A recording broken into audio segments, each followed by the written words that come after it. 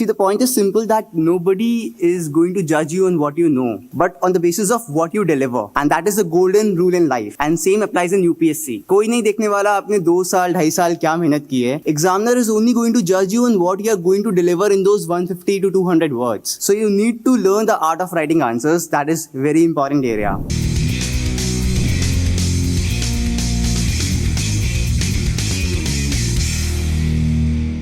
Hello everyone, I'm Chandra Mohan Garg. So before I talk about my area, sociology part of paper 1 and ethics, I'll try to speak some general stuff. See, the point is simple that nobody is going to judge you on what you know, but on the basis of what you deliver. And that is the golden rule in life. And same applies in UPSC. कोई नहीं देखने वाला आपने 2 साल 2.5 साल क्या मेहनत की है. Examiner is only going to judge you on what you are going to deliver in those 150 to 200 words. So you need to learn the art of writing answers. That is very important area. What I personally feel is when we are writing an answer, there are 3 important components of it. One is knowledge, second is contextual thinking and analysis, and third is articulation. Issue is कि most of us have an issue कि जब हम पढ़ रहे होते हैं तो we focus only in the first part, knowledge. पढ़ना है, knowledge gather करनी है. And we even don't prefer to write or practice answers because we have some phobia कि अभी तो इस टॉपिक पे हमें ज़्यादा आता ही नहीं है. But UPSC is not looking for specialists. It's looking for generalists who have a application-based mind. And हम यहीं पे गलती करते हैं एग्जाम्स में भी. Say for example, क्वेश्चन आया था last year कि reducing land farm sizes, how contract farming and land leasing will help. So because we have studied and we have so much of knowledge, we try to show our knowledge part, writing on the factual aspects of contract farming or land leasing. And we miss out the application part, which is actually the crux of an answer. So knowledge it has to be limited to an area that you are having a broader overview and an ability to have a perception on a particular topic.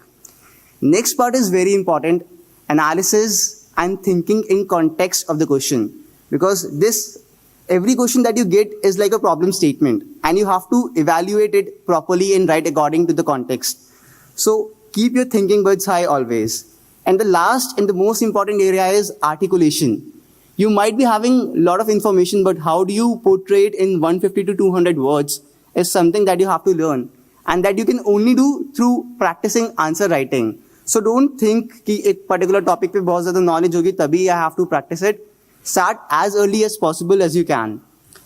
I would tell 3 things that I did which helped me in doing well in my mains part was, firstly, when I joined the test series after prelims, before every test that used to take place, what I used to do was, say paper 1 या say paper 2 का कोई topic है, polity and pabad वाला part. So what I would do was कि जो static के parts मैंने पढ़े हैं और जो contemporary parts I'm trying to cover up before this test, I would read it and whatever important topics are coming up in those areas, I would simply try to concise them as brief as possible. Say for example, if I am reading economy, उसमें NPA आया, तो I'll write it down, NPA के challenges, solutions. Contract farming आया, challenges, solutions, issues. Make in India आया, what is it about, features, solutions, and what can be done. So like this, what I tried to do was कि before every test, जो भी syllabus का part है उसका current और static के जो भी important topics हैं उसमें मैं brief points बना लूँ 4-5 pros, cons and what can be the solutions. And I was able to revise them twice or thrice. So all important topics were there in my mind. And exam is very current based. So if you follow it, it will really help you a lot. So that was the first thing that helped me. Second thing was I made small groups of 4 or 5 people who were very sincere for the mains examination on WhatsApp, and one for optional and one for GS. And what we used to do was we would try to put questions if any problem is coming to us or any question which we want other people to write answers on, and then everybody would write points or answers on those questions, and then other people in the group would evaluate. And this used to happen on a very daily basis. And this helped me in 2 areas. One, value addition on topics, and second, practicing and improving myself through answer writing, that even Vipin was saying, sharing with your friends. And also it helped me in boosting my confidence. Because when everybody used to write, I used to write and I used to get appreciation. It made me write more answers and feel confident about myself. And third thing I used to do was, say, last year there was a question in examination. I would take up that question, I would write an answer, and I would self-evaluate. I will read my answer and I'll try to analyze whether I have done justice to it or not. If I'm not happy with my answer, I'll try to write it again and ensure that, yes, I'm happy and satisfied with my answer. So self-evaluation is also very important. So just keep one simple thing in mind, that you are not writing from your perspective, you are writing from an examiner's perspective. If you keep this in mind and practice accordingly, this will really help you a lot. You literally have to fetch marks from the examiner, and that's an art, and that you have to learn and develop over a course of time. Now that was the general part. Now let me come to my topic that I have to talk upon. One is sociology part of GS paper 1, and then ethics. If I talk about the sociology part of paper 1, as such, sociology itself is a whole subject, so I do not expect you to read a lot on it. If you look at the questions, then you will find there are basically two categories of questions that are coming from this part. One is very general questions on urbanization, poverty, women issues, etc. And second is slightly technical questions where they might use some technical jargons or might need some concept building related to sociology. For example, on family, like life cycle of a joint family was asked. On caste, like Dalit movement was asked. So what I feel overall is, don't try to spend a lot of time on reading a lot on sociology. You can do two things. One, class 11 and class 12 NCERT, basically just try to look on those important chapters related to family, caste, social problems, and society in general. Whatever you find relevant to it, you can refer to it. Or you can refer to some value-added material that is available in the market. These two things, I think, should suffice. Don't try to get deeper into it of understanding sociology really technically, because it's a very vast subject. Apart from it, if you actually want to refer any book, then Ram Ahuja's book on social problem is also decent enough if you want to read some particular selective chapters. Apart from it, I think whatever you're reading in current affairs, general studies should overall suffice for you. So don't try to work out a lot more than this in sociology segment. Second area which I would like to talk on is ethics, where I am trying to make up questions related to philosophical part and other things. Ethics, I feel, is not a subject which wants to check your technical knowledge. It's a subject that wants to check how do you apply ethics in your personal life. And that is something that you have to portray in your answers. So when you're trying to study this subject, don't try to study this subject from a perspective that you have to learn all those thinkers, theories, and all those things. Learn it from a perspective that, yes, you have to apply all these things in ethics paper. So what to do overall? Firstly, you are referring your coaching material, or if you are taking some coaching, that is one material that you are going to use. Second, you can buy any basic book, lexicon, or say any other thing. Apart from it, don't try to read a lot on sociology. Try to think more on ethics. Try to think more on it. I'll give you some basic examples. What I did was, firstly, our syllabus has mentioned a lot of values. So I used to take up all those values one by one. Say integrity, accountability, selflessness. And after reading from a particular source, I would try to think what actually integrity means to me. And I would think of some examples related to integrity in personal and professional life. So like this, I tried to cover up on all these values which are there. That was the first thing. Second, apart from values, there are few topics, say emotional intelligence, attitude, social influence, etc. Again, I would refer to some particular book on these areas, but then I would not try to think that technically on these areas. Say if attitude is a topic, so then I would think what actually attitude means to me. How can we change attitude? Why do we need to change attitude? And then I would think of some context. Say if it's a gender issue, then how can we change attitude over there? What reward methods can be there? What punishment methods can be there? What methods of awareness and through knowledge inculcation can be there? Through concentration and motivation can be there? So likewise, every topic in the paper, I would read and I would try to break it up into very simple, common layman's way, and then try to jot down some points on that. And same I would do when I would write answers. And I'll give you brief examples over it. Say, for example, there is a question that came last year that what gives you happiness? Now you don't need to write that XYZ thinker has said this is happiness and this is how we get happiness. Or even don't write like a journalist. Oh, when I play a sport, I feel happy. Or when I go and hang out, I get party, I feel happy. Neither be generalist nor write very bookish.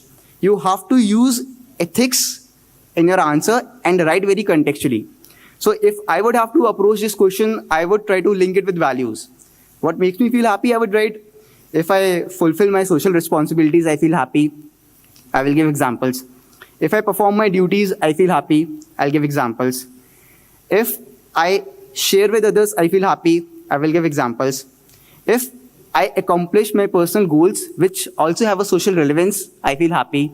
So likewise, you have used ethics and real life and tried to write your answers. And that is exactly what you have to do.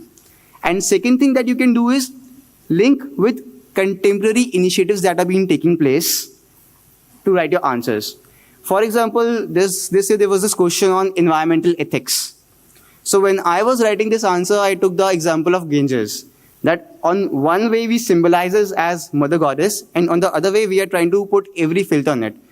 Now government has realized the importance of environmental ethics and look at the initiatives we are taking to again rejuvenate Ganga.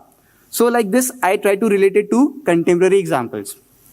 And even in case studies that are related to philosophical areas, I had a very simple approach. They are not looking for a technical answer. They're only looking for an ethical answer.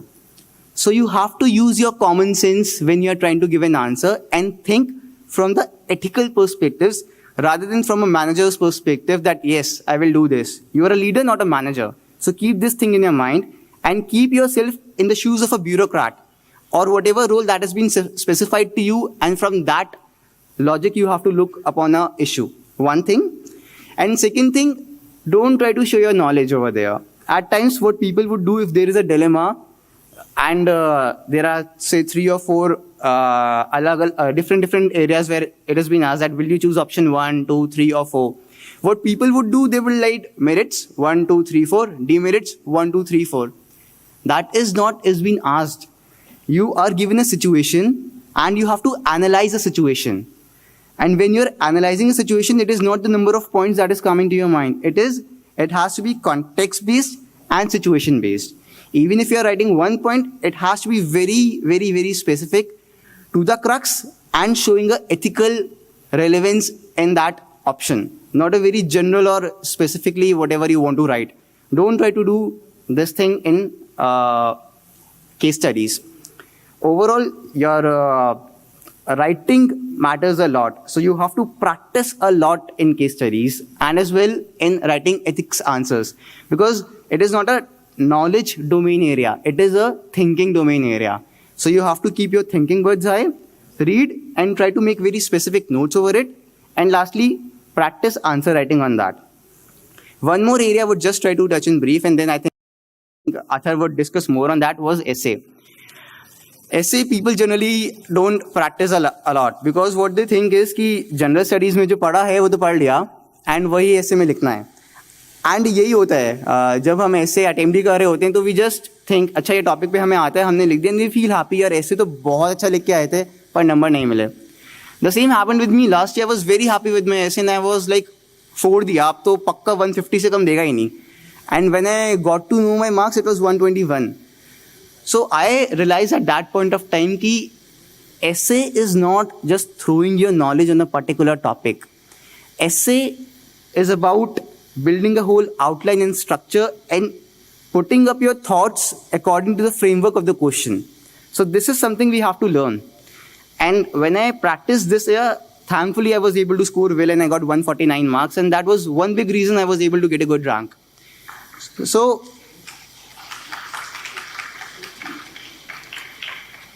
right now I can say I might not be able to write another good essay if it comes generally. But 2 things I was able to do well that helped me. 1, understanding and learning that how do we actually write and approach an essay. That was one thing we have to learn. And second, I went with some preloaded missiles with me. Say, for example, there are 15-20 common topics that you will definitely find. Education, women, science and technology, internet. Likewise, look at the last 30 years papers of essays and you will be able to figure out very general areas which comes very commonly. On those topics, I try to collect a lot of quotes. On those topics, I try to collect examples, case studies, government initiatives, any book, movie, or anything that I could just flood it in my essay. So all that knowledge collection, information collection was one part I did a lot. And then I practiced it in my essays. This helped me. I would not discuss essay in detail. I would just try to talk on two things that I think is very important when you write an essay. Your essay has to be written very systematically. Right from the beginning to the end, it needs to have a very connected flow. That is very important and where we miss out. At times, we try to think of a lot of dimensions and just throw them in our essay. That does not matter. You write less dimensions, but ensure that whatever you are writing is very coherent, very logical, and is backed by a few examples or illustrations. Now, what do I mean by connectedness? Like this year, there was this topic on education without values makes us a clever devil. So right from introduction to end, I try to ensure that my essay is connected. So initially, I try to build a past context that when we had a Gurukul system, we focus on Shastra and Shastra, knowledge and values, and were able to produce complete personalities. But in today's context, how are we not able to focus on values but focus on skills? So where are we missing out? Then when I was trying to build the context, I took the political scenario. There I talked about politics, bureaucracy. From there, I linked that not just the power centers, but even the business centers. Over there, I talked about how it is happening. Then I came to on the civil society, how media, how NGOs are becoming clever devils. And then I came to the common masses. So this is the way I connected all the dimensions. And likewise, I connected my conclusion to it, that what can be the solution of the problem. So keep connectedness in your mind. And second, whatever you are writing, back it through examples, case studies, or something or the other which makes it more relevant. If I give you one example, if I am writing an essay on, say, social media, how it can be misused. So I want to highlight this topic of cyber terrorism, and I'm writing some abstract information. Nobody would be interested in it. But I can make it more informative and more interesting through some example. Like, I can say there is this movie called, sorry, I'm not able to recall the exact name. It was War in Mexico or something like this, where a lady sitting in the suburbs of Mexico is trying to control the whole terrorism activities of ISIL in Syria. So that shows the power of this invisible medium to create havoc in society. So this is how I can highlight the importance of cyber terrorism, how it is a negative aspect. So just try to use such examples and illustrations in your essay. So these are the two things if you keep in mind, I think you will be able to do well. Rest, I think Atha will talk to you in detail. Lastly, I would say just one simple thing, that if you are looking for a big success, try to focus on small successes, and that you will get in your test series. I never thought I will be able to get a good rank in civil services, but the moment I started writing tests and I was able to do well, that was the first time I got a realization that yes, even I can do it. And tests helped me in covering up my syllabus very periodically, writing answers, getting evaluated, getting confidence in. I think confidence is the key. When you feel it, you do it. So keep your attitude right and make right efforts, and I am sure you will do well. Thank you.